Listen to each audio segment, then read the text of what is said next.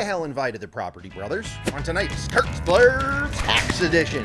What up, lunatics? Kurt Money here with my thoughts on the 2 new hacks that dropped this week, and you could bet I got thoughts on that little surprise. Let the blurbs begin. Blurb number 1, the double dose. Not into it. I don't like opening it up to discover there's 2 new ones sitting here waiting to watch. I don't like it. And to zero fanfare. Just, oops, sorry, Kurt, that you just watched it previously on for an episode that you haven't watched yet. And I'm not just butthurt because I started episode 5 first. It's not just that. I'm butthurt on behalf of episode 4 not getting to have its own week to like bask in its glory and for people to talk about. Whatever. I was just being friendly. Oh yeah? Is it friendly to have your tits out? Button up, slut. I mean, this is the last season, and it's not like we have 22 of these things to look forward to, all right? There are 10 episodes of hacks. They dropped 2 new ones on us tonight. They're going to do it again tomorrow, or next week. Next week, we're getting 2 new eps again. I don't want hacks to end earlier than it should, and it's like, and I want to know what the deal is here. I don't think the hacks people even know about it, because on the pod episode for episode 4, they're like being kind of cheeky about, ooh, is Kathy going to make an appearance in the show this season? We also say Kathy won't be there. Oh, yes. We also established that Kathy won't be there because while we may see her this season. Yeah, we know that because she does in episode 5, which we just watched because they were dropped together. What the hell are you doing here? At the end of next week, we will only have 3 more episodes of hacks to enjoy, and then it's over.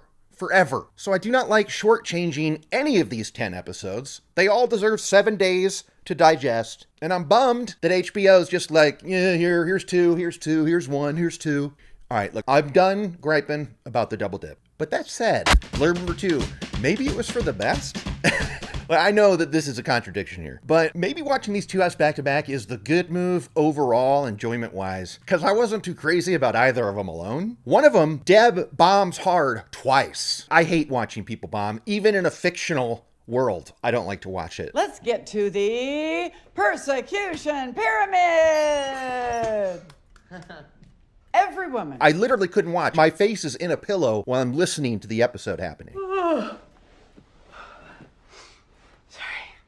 So I had to do that twice for episode 4. And then episode 5 is just like a Amazing Race episode. A reality show I do not watch, so I could not appreciate. Okay, so these 2 apps were not tailor-made to be a K-Money A+. That's fine. They don't have to be. I mean, I love the y'all bit. Okay, that was funny. But a man gets away with having sex with his stepdaughter because, well, that's just his process. Am I right, y'all? Oh. And later, her telling Frank's audience that Frank's family owned slaves and that it got nasty or something. Did I ever mention that Frank's family had slaves? Nasty stuff. And episode 5 is basically an episode of Amazing Race. And they got the real guy and everything, right? So this was like a sanctioned type crossover thing. Outside of the Property Brothers, I guess these are athletes and I think these are internet people, but the freaking Property Brothers, I have had it with these guys. I swear this is at least the 3rd show that I love that they've showed up on. Kill him. Do it, please.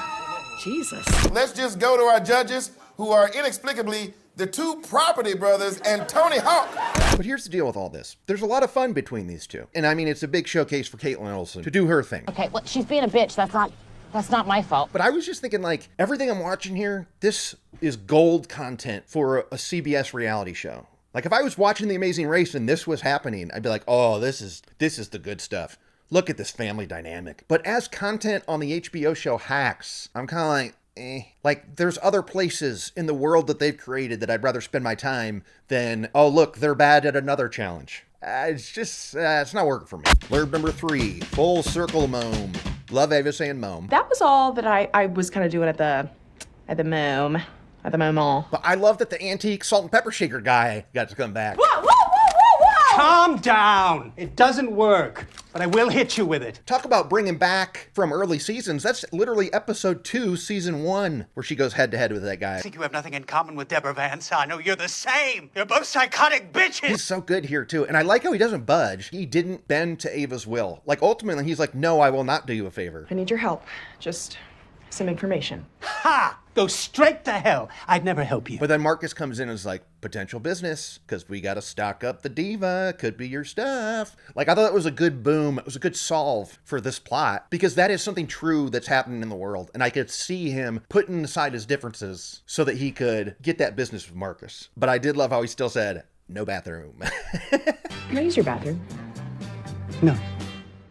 And I love the treachery that Ava got up to with stealing these shakers and stuff. Loved her giving the fake ones to Kathy and being like, oh yeah, she's the worst. She's so mean to me. Loved all this. I don't know what Deborah's gonna do when she realizes you stole them.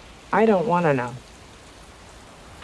Now look, if she was just going to tell Deb about this later and Deb was going to be cool with it, I'm not sure she had to go full on Mission Impossible for us, but I'm glad she did. And I loved how much Deb loved it too. Like when we get the payoff where Ava's like, oh, by the way, BT dubs, I did this thing to your sister. She is cracking up. I feel really bad. She cried. This is the best.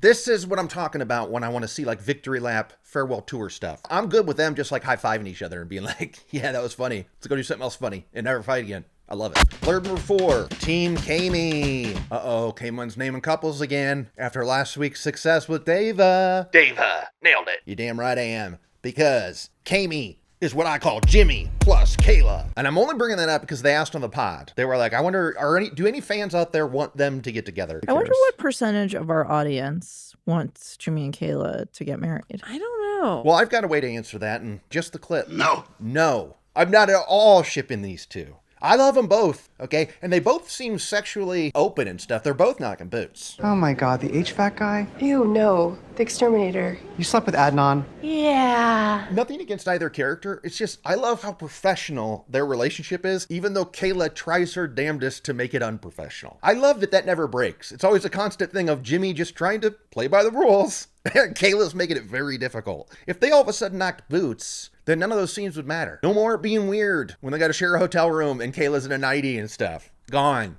What are you not getting about this, dude? What? Kayla, Jesus. Do you really want to live in a world where that scene is less funny? I sure don't. Blurb number 5. More on the dolls, please. The supporting players, just more gold tonight. Of course, the dolls I'm referring to is the beginning. Friggin' Randy runs up there. She wants to do a type 5 on Russia. And her going, and I'm not talking about the dolls. Because I got a couple things to get off my chest, too. First up, these Russians, and I'm not talking about the dolls. Then Randy and Kayla both had me dying when they were so disgusted by Jimmy flirting with Pen 15 over here. You were laughing at her voices?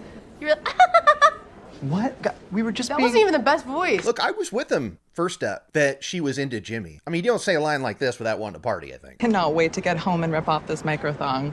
If it's still there, my fat ass is eating it up. But then the fact that she wasn't, and then now they're disgusted that Jimmy said something at all, where she's like, why do you have to confront stuff or whatever? Very funny. What is this compulsive need for honesty? I didn't think you were gonna say anything. That was so weird. Oh my God. I love this as a trope in shows. When one character sees another character that they have a platonic relationship in, when they see them being flirty or whatever, they're like, ew, I don't like it.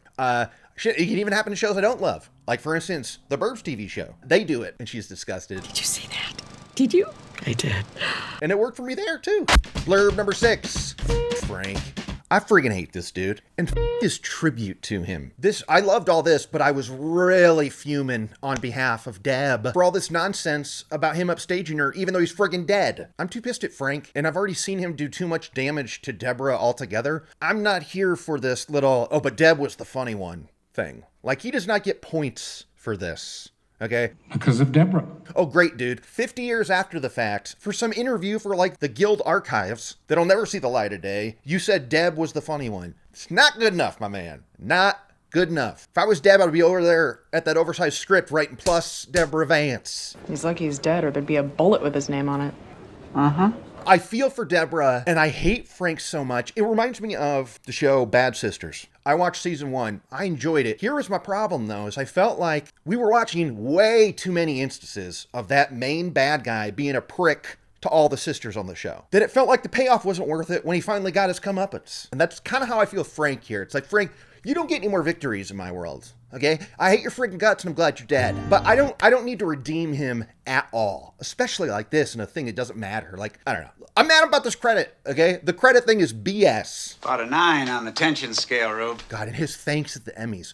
Hold up. Frank's up there winning an Emmy for that show. The fact that he barely thanks Deborah. Thank you to Deborah Vance. Deborah, I love you. Thank you to my entire team at William & Morris. And also the fact that she's in the audience at all. Why isn't she up there on the stage? You think she'd at least be up there with the group in the background going, woo! I wanted a bigger win for her in this moment. Like I said, this year's a farewell tour, all right? I want only grand slams from here on out for Deborah. Blurb number 7, Deva forever. Here we are mid-season, and our two girls are closer than ever. I love it. We're still just tight as can be, having fun. I mentioned earlier how I loved how Deb was down for Ava's little shaker scam with Kathy. I love that she loved it and they had a good laugh about it. I loved it even more that she was so accepting and open to the idea and says that she should do it when Ava is like, hey, I'm trying to get the rights to your old TV show. I want to reboot Who's Making Dinner.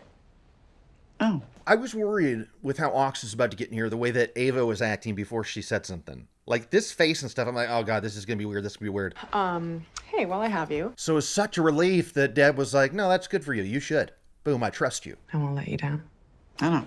Hell yeah. Deb and Ava forever. I got a question for Ava, though. The Mall Girl script is based on a riff on Wizard of Oz. Set in a 90s mall, literally written for me. And then now she's going to reboot Deb's show. It's kind of like, Ava, girl, how about coming up with something original? Right? No. Her rebooting Deborah's show, Deborah just giving her blessing, that's an absolute beautiful, I like that as a first steps for Ava's solo career down the road. And you know what? Honestly, I'm making fun of her for doing this Wizard of Oz thing, but I feel like that's also true to the industry where the only way you're going to get people interested in you is that you have an idea around an existing IP that's already made someone money. So maybe it's just super realistic that everything she pitches is like, well, it's based on this thing or that thing. I'll see you next week, lunatics, for another freaking doubleheader. One of them is apparently about AI, which anytime AI is in a plot, I got a lot of thoughts. So look forward to a blurb on that next week. Absolutely. But in the meantime, before then, you better watch The Burbs. The Burbs. And you better accept that it is to Bitboat. The Burbs is the best of all time. To Bitboat.